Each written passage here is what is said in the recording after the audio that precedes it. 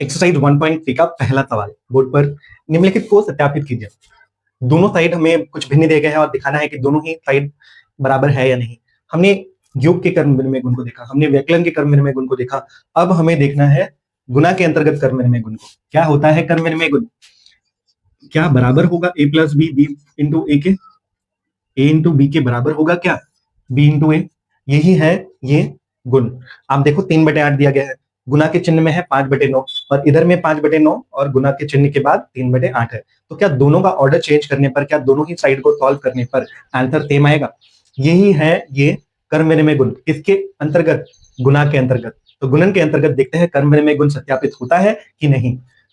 3 और 5 को करेंगे गुना, क्योंकि गुना में आपको कोई भी लॉस नहीं करना पड़ता है, कोई किसी प्रकार का झंझट नहीं है, डायरेक्ट आपको मल्टीप्लाई करना। तो 3 और 5 को गुना करेंगे आएगा 15, 8 और 9 को करेंगे 72, बराबर हो जाएगा 5 और 3 15 और इधर भी आ जाएगा 72। तो हम कह सकते हैं कि गुना के अंतर्गत जो है परिमेय संख्याएं कर्म विनिमय होती है, क्योंकि दोनों ही साइड आंसर हमारे सेम ही आएंगे। तो 7 इंटू 3 ये आ जाएगा 21 माइनस का 9 इंटू 14 हो जाएगा 126 बराबर 3 इंटू 7 21 और इधर भी 126।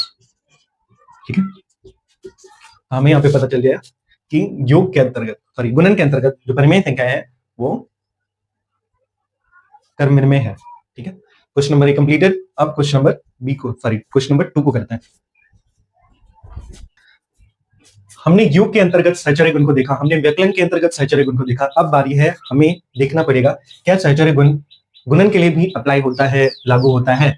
सहचर्य गुण क्या होगा? a Guna b Guna c, ये बराबर होना चाहिए a Guna b Guna c के, जब इनके पहले दो संख्याओं को, पहले दो परिमेय संख्याओं को ब्रैकेट में डाला जाए और उधर में बाद की दो परिमेय संख्याओं को ब्रैकेट में डाला जाए। क्या ये अंतिकरण दोनों में कोई अंतर स्पष्ट करेगा?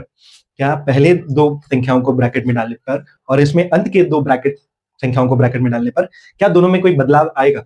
इसी को चेक करना है, इसको सॉल्व करके। देखो परिमेय संख्याएं तो सेम है, -5/7, यहाँ पे भी 5/7 होना चाहिए था, ये बदलाव कैसे हो गया?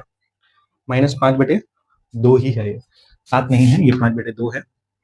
तो -5/2 यहाँ पे भी है, यहाँ पे भी है, सारी परिमेय संख्याएं सेम है, सिर्फ पहले यहाँ पर दो परिमेय संख्याओं को, पहले के दो परिमेय संख्याओं को ब्रैकेट में डाला गया है और इसमें आखिर के दो परिमेय संख्याओं को ब्रैकेट में डाला है। तो क्या इसमें कोई बदलाव आता है? ब्रैकेट वालों को पहले सॉल्व करना है, जो आएगा उससे इसको मल्टीप्लाई करके सॉल्व कर देना, देखना है कि दोनों तरफ सेम आंसर आ रहा है कि नहीं। तो चलिए करते हैं। -5 को गुना करेंगे -7 से, तो माइनस माइनस हो जाएगा प्लस, 5 और 7 को गुना करेंगे 35, 2 और 4 को गुना करेंगे 8। ये हमारा ब्रैकेट सॉल्व हो चुका है। अब हमारे पास बचा हुआ है 1/3, 35 और 35 एक को गुना करेंगे 35 ही आएगा और 3 8 हो जाएगा यहाँ पे 24। तो 35/24 एक साइड को सॉल्व करके आया। क्या ये बराबर होगा? अगर बराबर नहीं होगा तो बीच में काट देना है, बराबर नहीं है। चलिए इधर वाले ब्रैकेट को सॉल्व करते हैं। -5/2 गुना होगा, इनको सॉल्व करते हैं, -7 और यहाँ पे 12, 7 5 35, लेकिन प्लस वाला, क्योंकि ये माइनस और ये माइनस गुना हो जाएगा, तो माइनस माइनस प्लस और 5 7 35, 12 दूने 24। ठीक है, तो दोनों ही तरफ आप देख सकते हो कि आंसर जो है वो हमारा सेम आया है, यानी कि गुणन के अंतर्गत भी सहचर्य गुण लागू होता है। ठीक है, सहचर्य है, गुणन के अंतर्गत भी परिमेय संख्याएं सहचर्य है। ठीक, अब ये ए था, इसके बी को करते हैं।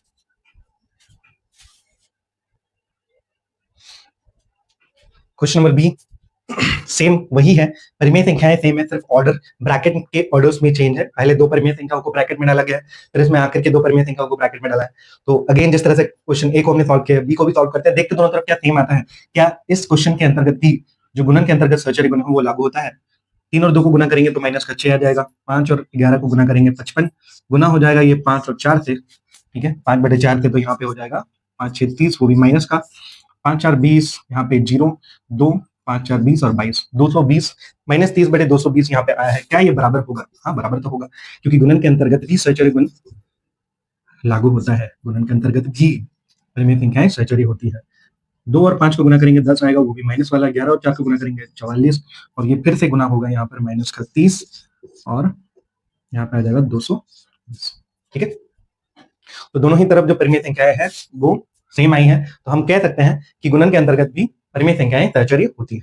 ठीक है, क्वेश्चन नंबर 2 सॉल्व। अब क्वेश्चन नंबर 3 को स्टार्ट करते हैं।